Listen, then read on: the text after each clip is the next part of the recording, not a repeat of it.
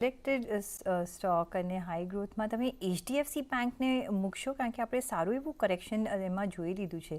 અને do you C કે હવે અહીંયા એક કરેક્શન ફેઝ ફિનિશ થવા આવ્યો છે અને બીજા કોઈ બેન્કિંગ કાઉન્ટર્સમાં તમને ઓપોર્ચ્યુનિટી દેખાઈ રહી છે?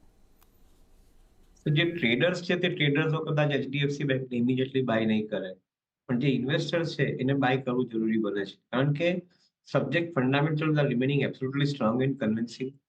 એચડીએફસી નું મર્જર એચડીએફસી બેંકમાં થયા પછી I think whatever the limited challenges that they have on the numbers, they are actually clearing those challenges.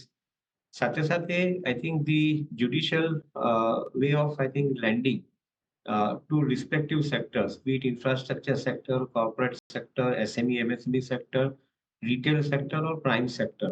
એ દરેક સેક્ટરની અંદર જે લેન્ડિંગ કરવાનો જે એપ્રોચ છે એ આ બેંક બહુ મેજર્ડ રીતે કરી રહી છે, સિસ્ટમેટિકલી કરી રહી છે. એટ ધ સેમ ટાઈમ એની લાયબિલિટી સાઇડ જે છે એ સિસ્ટમેટિકલી ગ્રો થઈ રહી છે without I think incurring too much of cost. So અમે લોકો એ ટાઈપના ઇક્વેશન હંમેશા જોતા હોય છે કે આ બેંક પોતે આવનારા સમય માટે કેવી રીતે તૈયાર થઈ રહી છે. We find that I think they are adequately getting well positioned from the point of view of tapping the future market. અને એને માટે જે ખરીદરીમાં ફિનટેકનો ઇન્ટરફેસ હોવો જોઈએ કે જેને કારણે time to reach to market and processing the loan becomes faster. એ જે બે ફેક્ટર પર અમે લોકો ત્યાં થોડું ઘણું આ કંપની પર વધારે ફોકસ કરીને જોઈ રહ્યા છે, which we believe that in subsequent quarters the situation will work out favorable for them.